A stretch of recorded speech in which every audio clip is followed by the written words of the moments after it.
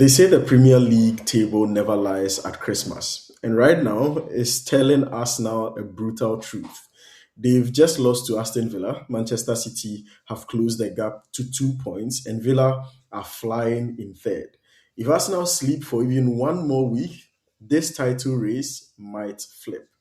Today, we are breaking down three things: how Christmas is unfolding for the big teams, who we expect in the top four going into the new year, and whether your position at Christmas in the EPL really predicts where you finish. Obviously, with me always is Erasmus, so I'll bring him in. He makes the big calls on the podcast, except when it comes to Chelsea, and would obviously dissect the most important clubs. Let's start with a few facts that are interesting. As at the time of recording, Arsenal are first with 33 points from 15 games. They had 10 wins, 3 draws, and 2 losses. Manchester City are second with 31 points from 15 games, and Aston Villa are third with 30 points from 15 games. Arsenal's cushion of 6 points, 5 points, 8 points is basically gone. They went to Villa Park with an 18-game unbeaten run in all competitions and got hit with a 95th minute winner from Emi Buendia.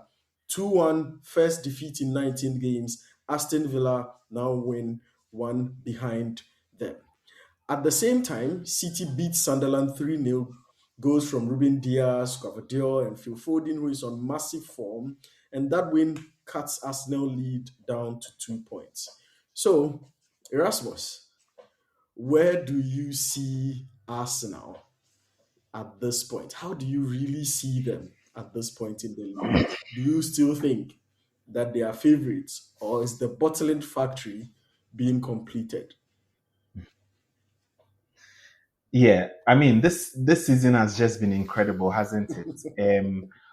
You just listed some of the number of points and the points differences between those Yeah, teams, and it is not huge. And for me, it is reminiscent of the nostalgic EPL feeling where you almost couldn't predict who could come win the title. I think ever since Guardiola got into the league, there's been some kind of predictability with the EPL, yeah, which is if Man City is on top by Christmas, they win the league. And it was true that most teams on top by Christmas win the league, yeah, but typically so Pep Guardiola's Man City was almost through and through, and also dependent on that's the season that City is not winning. It's dependent on how far away is City can they yeah, catch up.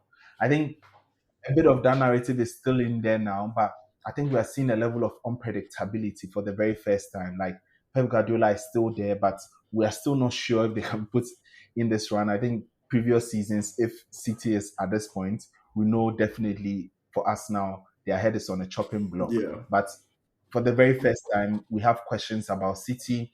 For the very first time, we are seeing like deep runs by teams like Villa. Villa is given that kind of Leicester season. And once in a while, you have teams who do that, but are unable to sustain that energy till the end of the season. I think Leicester were quite unique in the sense that, apart from it being a surprise in the sense of how much they are winning, they just discovered that they also really, really, really know how to play. yeah, And then they had this confidence which pushed them through to the end of the season. So it's really hard to say. I think for the most part of the season, the discourse has been that Arsenal is the anointed one, yeah, given the way in which they played, the swagger with which they played with, the confidence. But you would expect that from a team who have finished second two or three times now yeah, and have boosted the squad. And I think for a very large part, most of that squad had been there before, they've seen it and all of that. But you also have the addition of a lot of new players who are yet to go through that level of adversity. And yeah, it's in these times that they will be judged and tested. So I don't think it is a death sentence for Arsenal anyway. I think that they have the advantage of a City maybe which is slightly weaker, a Chelsea which is inconsistent, a Liverpool which is inconsistent. But we've seen that you need to be able to stay strong. You need to be able to continue to win games. When you drop points, you need to be back on your horse winning them again. yeah. And it's a question of if they'll be able to find that mental power to do that. Interesting. I have a few follow ups on this. The main one being that I've watched Arsenal's past two games, and especially in the EPL with Aston Villa. With was it their past two games? Yeah, their games against Chelsea and Aston Villa. They were big games, so obviously I watched them fully. To be very honest, And then they had Brentford in. yeah, Brentford in between. I wasn't impressed with Arsenal in these two games against Chelsea and against Aston Villa. If you look at the Aston Villa game, for instance, Arsenal were the team with the moments instead of the team that was constantly mounting pressure. Right? It was like they were a moments team in that period where okay, once in a while you see a bright spark, maybe a shot from Odegaard out of the blue, or once in a while a cross that maybe creates a little bit of chaos in the Villa box. But Villa were the ones who were consistently mounting pressure on Arsenal. Similarly, in the Chelsea game, up until Caicedo went off, it was completely being dominated by Chelsea. And even when went off, you could not feel that Arsenal were a man up. Chelsea were very aggressive, and it seems like teams have found a way to know that Arsenal are good on the ball. Therefore, if you want to dismantle them, just make sure that you don't give them time on the ball. Be excessively aggressive. Be very, very front foot, attack, be physical with it as well, and do not let them get away with any of these feints and all that. And it's sort of dwindling the confidence that people have in us now that they might not be that untouchable as you think. Obviously, the fallback response is well, they are missing their two big center backs. And these two Mm. center backs have a significant role to play in Arsenal's solid defense structure. I usually have two responses or reservations on that. One, if they win in the absence of these center backs, they keep saying they have the best defense in the league. Then if they lose, then they say, oh, but their best defenders are not there. So what exactly are you talking about? Having the best defense in the league. But also, isn't that really, I think, a problem with the Arsenal team? That if you are missing a few key players, then it means that all of a sudden you are not as aggressive, as front footed, as dominant in games as you should be. For me, I think that's a bit worrying. So, like, there are many angles to start this from, but I want to start from the last point, missing their center backs. Yeah, I think that compared to previous seasons, like they call it the Rob Holding story, yeah, where when they lost their massive center backs, the quality which they had was just pure downgrade. yeah, Even as of last season, when they lost their center backs, the quality they had was just not in the same strata yeah, as their starting center backs. This season, the backups which they've signed as center backs are very close in quality. Like, of course, you don't have the consistency which Saliba and Gabriel have had, but in yeah, terms of in those moments stepping up, they show that they've shown that they can, and these are very high quality center backs. But so the question begs, why is that the thing that they're hammering and talking about? Because for me, if Gabriel is not there and Hincapié comes in, that's fine. If Saliba is not there and then Mosquera comes in, that's fine. I think it is the nature in which the centre backs have gone down, yeah, which has had an impact on them, which for me goes back to the question of it being psychological. Because when Gabriel was lost, they were like, oh, another disaster. Like, oh my yeah, God, like when is it with Arsenal? There's always this one thing that happens. So it's like they're praying for a pristine title where no incident happens. It's yeah, like every year they have an excuse and they have to watch out for that very thing. And so when Gabriel goes out, they're like, oh my God, Arsenal, something has happened. But it's okay, but we're fine. We have Nkapi. Then Saliba goes out. Then they're like, okay, now in full panic. Now everyone starts to panic. And then the feeling of invincibility they had at the beginning, they begin to lose it. yeah, They lose it just in terms of the flavor, in terms of the atmosphere which they now have. Like yeah, where previously it was like, go on, we are untouchable. Like Arsenal may be losing 1-0, but the fans will be singing like they've been leading. Which and you enter into the stadium, people speak of the electricity that's at the stadium right now. But now you have a bit of doubt, hesitancy, and I think it's beginning to flow within the team.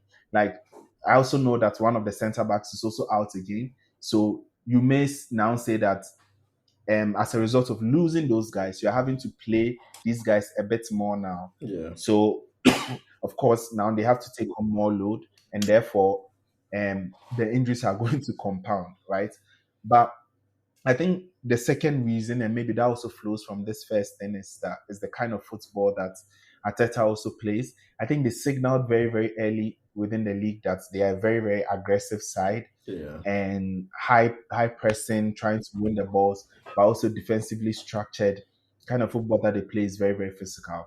That also has a toll on the team at the end of the day. And I think that in the moment where you are missing a few players or you need to keep up that level of consistency and aggression, it can Yeah. be very, very difficult to find that in games. And don't forget that we're also entering into the winter period where games are coming in quick succession. So you need the full squad. You Yeah. really need a full squad. But also, if you are missing them, it can have that mental toll. But I think you are also right in saying that it is influencing the response of teams against them.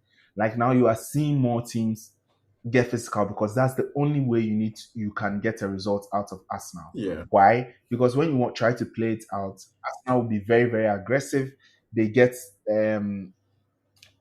they get away with being able to outmuscle you in that middle of the pitch, overturn the ball, and then score. So what teams have begun to do is to draw them in, but don't play it out long, whip it to the back, and then now try and win the second balls, Yeah. right? And Arsenal need to continually be aggressive. In the beginning, they were very good with still winning the second balls and going on. But now, more and more, they lose some of those drills, they lose some of those battles because teams are just not giving them the chance to do so. Yeah. And if you think that they have to face that week on week on week, which means they have to be on their game. So for me, I think it's going back to the drawing board and deciding this is the way we began to play. We can Yeah. sustain the energy levels and go, um, and try and deliver that every single time. If not, and they play like the way they played against Aston Villa, they might be dropping a few more points. Interesting. Now, there are quite a number of people who sort of don't talk about Arteta's tactics a lot because he plays a traditional 4-3-3. He's on top of the league. Arteta is smart. He's a very impressive manager. He's young. His team is on top, so we don't criticize him. But watching his team against Aston Villa, it was very, very weird because I bet you there were things that happened in that game from that Arsenal team that if it was Man City that had done that and lost, everybody would say Pep is trying to be too smart and he's thinking too much. And if it was Slot that had done that and lost, they would say, the team is in crisis because he doesn't know what he's doing. He's lost the dressing room. And you know what it was? Calafiori was playing basically center forward for sustained periods of the first half. He wasn't a fullback.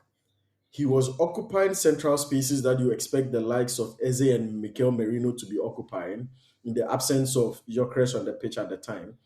And Eze was pushed wide or deeper to come and collect the ball and distribute or whatever he was doing on that pitch. And for sustained periods, he was there. In fact, if you watch the game, commentators were mentioning it several times. And if you look at the average positioning of the fullbacks in Arsenal, they were literally playing like wingers, and Calafiori literally was a centre forward. And I'm wondering if you want like a goal, or if you want a threatening player to sort of have good movements, to capitalize on opportunities, to create move in ways that create space. Your fullback versus Eze, your fullback is definitely not the one who is going to do that for you in the best of ways.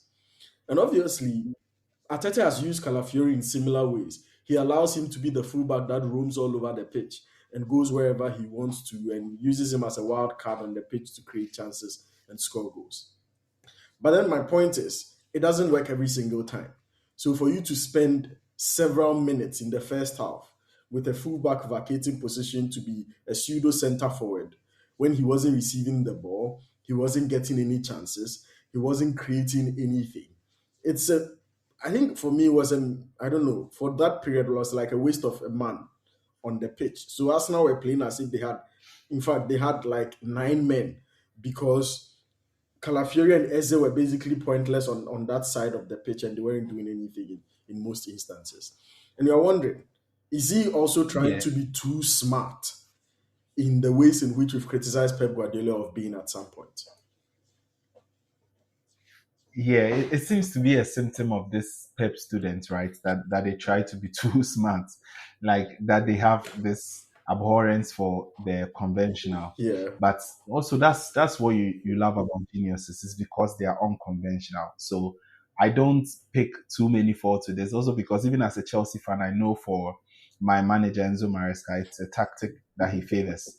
And this your rant just takes me back to the start of the Pep years, like yeah, when fullbacks were leaving their positions, gaps in the field.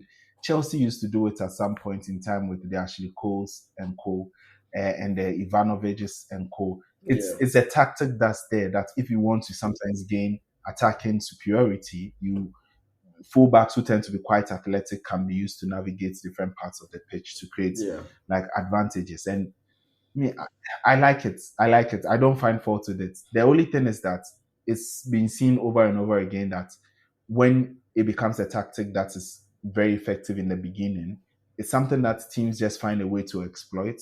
So you can always do it and get away with it. Like, for example, Chelsea does it by turning back to the 3-2 shape yeah, so that they have three players in the back line.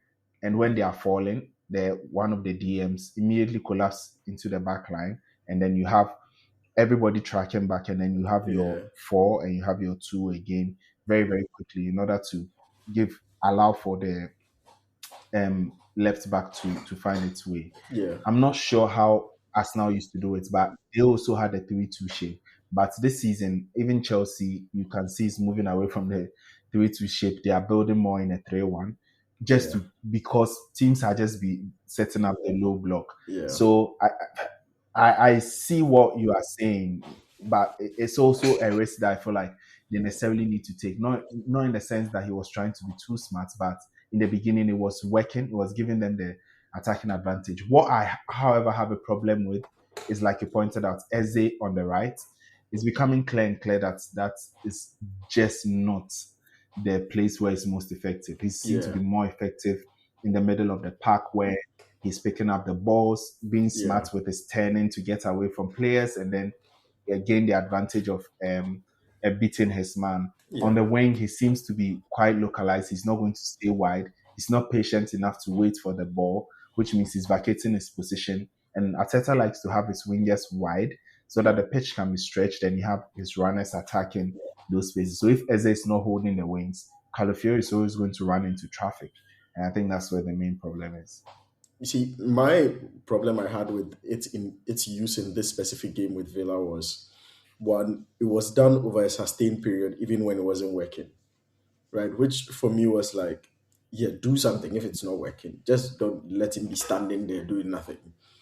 And there was a period where it was like Calafiori was like this banner that was wiggling in front of the Villa defense. Like he just goes and comes and goes and comes and doesn't do anything. It's like a pointless banner that's just wiggling left, right, center. I'm wondering what is he doing there? Just move into another part of the pitch and make impact. But you're right. That forces Eze out into the wide where he's least effective. And guess what? The first goal that was scored against them that they conceded in that game Yes, against Villa, guess where it came from? That specific back post where Calafiori yes, was typically supposed to be, where Eze was the one who was there. Because he's not a defender, he's not aware of that situation, so he gets picked apart and the ball ends up at the back of the net. And it's like you make a sacrifice, it's not working, and you still keep making that sacrifice and you get punished for it, for the sacrifice that you were making, which for me was my problem in yeah, there. That exactly. it was like a tactic that wasn't working, but it was used over a sustained period, and I felt that was not great. But anyway, at this point, Ateta is without blemish. So me, we can't say anything. He's a great manager. He's on top of the league. He's perfect. Morale, more grace to him. All the best. There. The day that he slips beyond that first post to second, I'll record an instant episode. Hey, bro.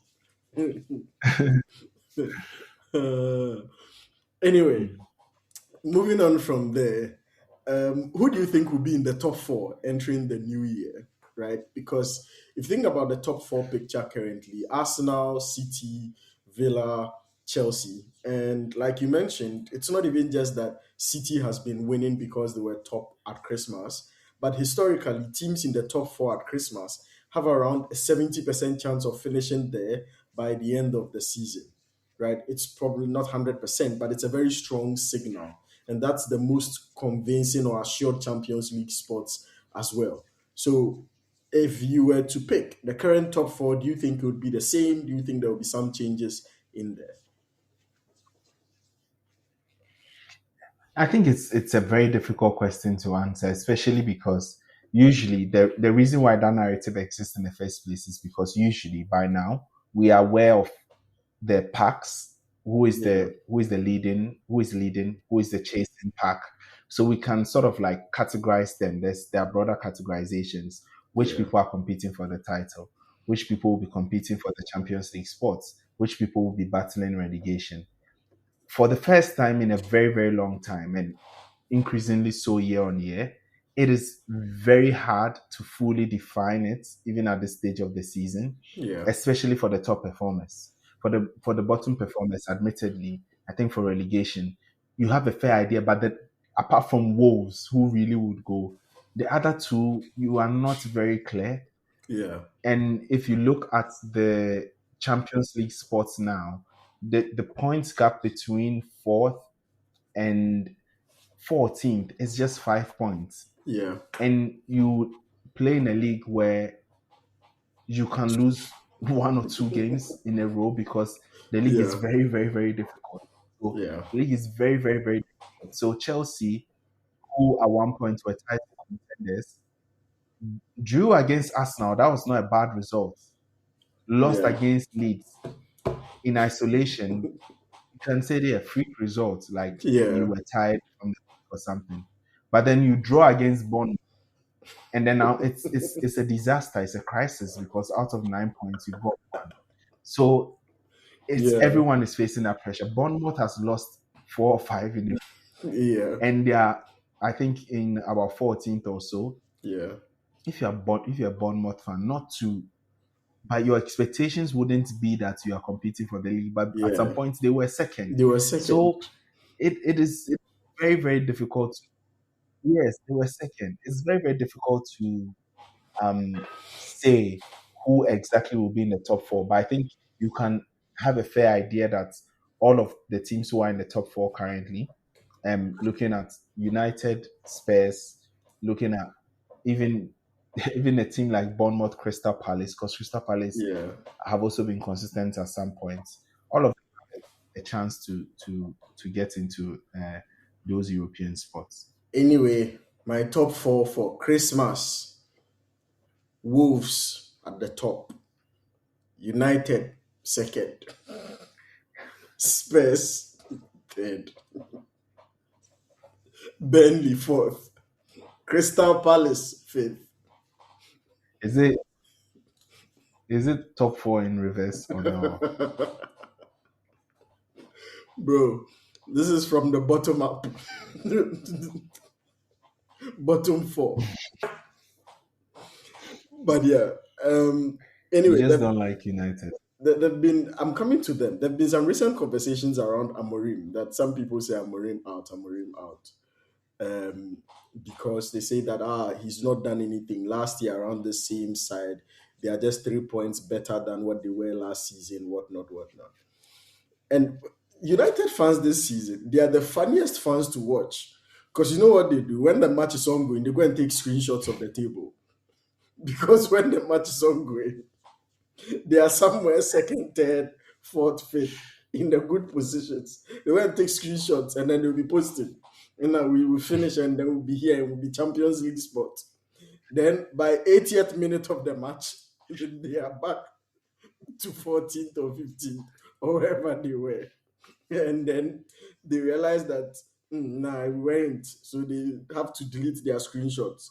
Amorim is wasting people's memory space. You know what it So reminds yeah, it reminds me of like those guys who used to come to debate tournaments and then they'll ask for to take a picture with the trophy and you think, oh, it's one of those things like, yeah, people are just taking picture with the trophy. Then before you realize, boom, Facebook post, Article. I am happy to have won the article. They're like, wait, or like a medal or something, and then they stand behind the podium. They'll come and stand behind the podium pretending to speak. Then they'll And post pictures. Happy to have spoken at unilateral. So now they have to pretend to be in that hey, position in order to bridge with it. What's it? Does it give them? Is it like a king thing that they have? Like you have to feel see, like for you to even you have to dream. You're like, look, the the United day they see fans, themselves in second, I think there was a game where they had the potential to be second, and yes, then they were like, "We could have been second." It's like, I was like, "Why are you saying like United in second is just allow yourself, like let's go of yourself." This thing that you feel like you have to be in there so that you can pretend that it's the United of old. If they go into second today, they are not finishing there. They are not that kind of a team. oh, They are not good enough. Like you beat Liverpool, that's fine. Like you bro, did well. And I think the team has quality and will yeah, time to time. But nothing has shown that they can form a coherent unit, go out there, match and contest for the league or anything of that sort in this short period of time. No, no, no. you know the funny thing is that every season in like the past 5 seasons or so, United fans, I think the club offers them something they just don't realize it. They offer them a whole series, like a new Netflix series, and they just don't enjoy the experience. I don't know why. Because every single season there's something special that's happening at United that they don't get it. Like you Yes. remember the whole Ralph Ragnick situation, bro. Then you finish, bring in what do you call it? Yeah, yeah, yeah. Bring in Ten Hag. There's a Do you whole remember episode Cristiano about Ronaldo? Re-signed Cristiano Ronaldo. Ronaldo re-signing, bro. They give them an episode every season. They just don't watch it. They're expecting football results. But the ownership is presenting something else. United fans, watch the movie and stop looking at the table. Yeah. Hey, no, no, no. Usually I just don't want to be petty, so I don't like roasting them. This one I wasn't roasting them, I was just recapping their own experience. But genuinely, what do you think about the team? United as of now. I think people seem to have a very ridiculous expectation of Amorim and the team that they have now, that they should be winning every single week. I don't think that's going to happen, and I don't think that's realistic. I think they should even be thankful that they are not losing every week and they are drawing some games. But United fans don't want to thank God for their manna on the table. They actually want a buffet. What do you think? They I've never seen. I think it should be called Manchester United. I've never seen a club that has moaned so much about the fact that Mbuemo and Ahmad are going to African Cup of Nations. Like I didn't even know they were playing African Cup of Nations. Ghana didn't qualify, which makes me question my decision to wear this jersey even over here. But like every 2 seconds, and when Mbuemo goes and when Ahmad goes, and they Yes. can delay them, it's like they were celebrating the news that Ahmad they've extended the time so they can play one Yeah, more game. That which means that like they themselves know that when these players go, they the are amount of done. firepower in the team goes away, and you can't depend on these players are not players you can depend on week in week out. Maybe in Buemo to a larger extent, but Yeah, week in week out that they'll turn up, show up. You need quality to go. You need a quality within the squad. You need it to yeah, be consistent. You need it to grow. You need like they need more players than what they have now. I know they yeah, have Cunha and Buemo, good, but they need more. They yeah, need more, and it will not come in one season. I think it will take time to build. So this team is showing the sparks, and the reason I know this so much is because this was Chelsea a few years ago. You see, so this was Chelsea probably even like last 2 seasons or last season. So I think that it's a team that has shown its potential in some games, but we yeah, need to be able to find the consistency. And as long as they are relying on the same kind of players to come in and deliver, it will take some time, and they are just in that process, and they will need to learn. So they need to be way more patient than they are now. Interesting. Let's look at the whole Christmas theory in the EPL because for me, actually, that was like something that I found fascinating when I started researching this episode because I was like, there's been this whole theory. Pep Guardiola has been fixating on it this season that so far as he ensures that he's in second or he's close enough to the top by the end of Christmas, that's crucial because that means he can at least hold on to the idea that he could win the league. And I tried looking into it, and actually, the myth has some truth to it. Since the Premier League started in 1992, the team top at Christmas has gone on to win the league 16 out of 32 times. That's exactly 50%. So basically, it's Mm. a coin flip, right? It just so happens that Arsenal is a specialist at not being part of the 50% that wins. But that's a different conversation for another day. So you have a 50% chance. And with the kind of competitiveness that you talk about in the league, having a 50% guarantee that you could win the league is a huge thing, right? And roughly across the entirety of the English top flight um, um, game and its history, you have about 44% of the time you going on to win the league. And you know what? This stat would actually make you laugh a little bit.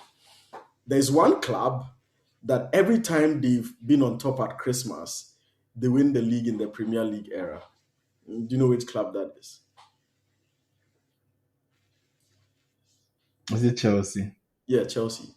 For all the things you said about Pep Guardiola and Man City, Chelsea is the one club that when they've been on top at Christmas, they never bottle the league. Chelsea is the one club in London. We know that they are not a bottle factory and they don't produce bottles there.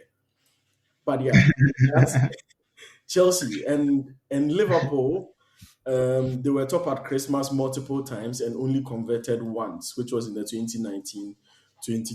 It seems Arsenal are obviously the new Liverpool.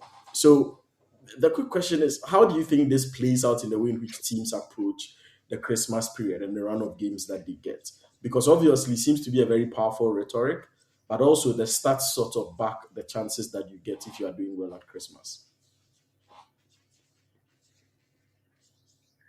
Yeah, I mean it's almost a coin flip at this point, Yeah, right? And if you've been able to find the consistency till this point, and especially once you get over the holiday period, you tend to have some kind of courage and belief that you can go all the way. yeah, Like especially with the stats backing you, so it almost becomes like a self-fulfilling prophecy that teams want to try and get to the top at Christmas. But I think it's one of those things. If you are on top by Christmas, you would want to take the more optimistic look and say, um, this is our chance to finally make it, and let it give you some confidence. But if you are not on top at Christmas, you will be hoping this is the other 50% where yeah, it becomes an Arsenal or a Liverpool, like you say, and you tell yourself that to give yourself some hope. So, yeah, all in all, I think it comes down to who is there, and I think this season more than not, we I thought we were going to have more or less the kind of season that Liverpool had, where it's like, oh, they are good, oh, yeah. but maybe not that good, but They run away okay, with I it. think they are getting better. Okay, Yeah, now they are putting off teams. Okay, now okay, these guys they are running away with the league, and then you see others faulting. Problem with Arsenal has been when they've been that they've allowed teams to catch up, yeah, and anytime they've done it, they've allowed teams to catch up, and that's what Liverpool just didn't allow last season, and Arsenal are not showing that part. And we may heavily be influenced by these results because let's be fair, Liverpool lost a couple of times, but you realize that the next week they are yeah, smashing the other team. When they lost to Nottingham, after that they learned and they never dropped points to those kind of teams again. yeah, But it looks like for us now, if a team decides that you are not going to beat me, it's possible that yeah, they may not be able to beat them. Um, so you don't have that feeling of invincibility, and therefore I think if there is an opportunity, looking at how the schedule is going, it's looking like Arsenal may be top.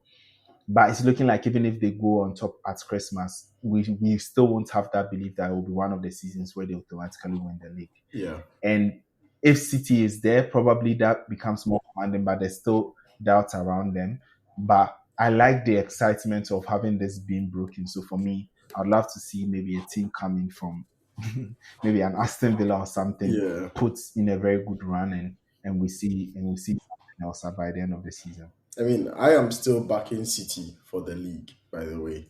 And I like the fact that like they are picking up steam, putting teams away. So City are the team where like they are not consistently superb, but I think that in the past few games, games where they've done well, they've done exceptionally well. Like put teams away without stress. And then games that they've struggled, Mm. right? And I feel like if they're able to find the Mm. rhythm well, now I sound like a Man City fan, but anyway, if they're able to find the rhythm well and they sort of start doing well in the games that they are currently struggling, you would sort of have much more confidence in that team. And again, for me, I'm waiting for the January run of games because Pep and his City team know how to start building 4 games unbeaten. Then the storyline has started writing.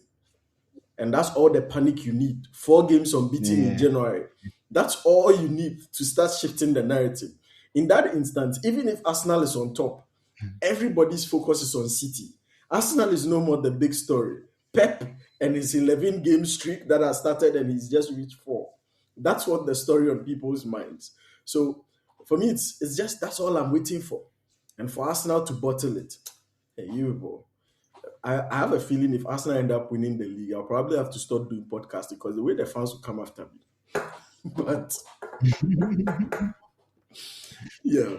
Anyway, this has been. I backed them, so they can't I come mean, after. you pray that they win the league. Because me, if they don't win, I'll pull you onto an episode. The questions you have to answer. Pray. See if you pray for Ateta. Because pray that he wins. Pray for Saliba and Gabriel and pray that all their injury crises are solved. Hey, Hey, anyway, by the way, have you seen the World Cup? didn't you see my status? My WhatsApp status. Let me read what I posted there for you. Come, let me read what I posted there for you. It's very, very No, I important. think I saw you said they, they should keep the money. They should me. I said the government should share the money for us. We'll use it to party, and then the bottle tops from the party drinks, we use it to play counters ball. We don't want World Cup again. We don't want the entertainment. We will entertain ourselves. We'll go to parties and drink. Yeah, World Cup draw that they've put us in England, Croatia, and Panama, and then Thomas Tuchel is playing nice politics and saying Ghana is a World Cup regular. Hey, Tuchel, yeah, it's okay. Me, the government should just share the money for us, and we shouldn't go to the World Cup. That's all. Hey, someone says Salisu versus Hurricane. Benjamin Asari versus Hurricane.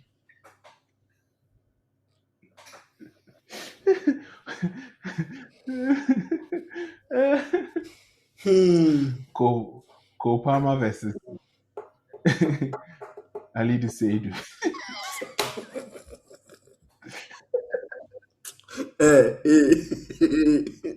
Hey, it's okay. We've closed the episode. What do you mean, Kopama versus Ali Hussein? Hey, we've closed the episode. Hey, yeah, Paul. Anyway, guys, drop your thoughts and comments. Drop your thoughts and comments in the comment section. Who will be on top at Christmas? Who's in the top 4 going into the new year? And does the Christmas table really decide the title? Also, we are still waging bets here because Erasmus and I have 2 different picks for champions of the league. I think City would win. He thinks Arsenal would win. Let us know who you are backing. And if you disagree with the two of us, I would have said you can hug a transformer, but actually just drop your thoughts in the comment section. This is the Shaft Sports, and see you on the next episode.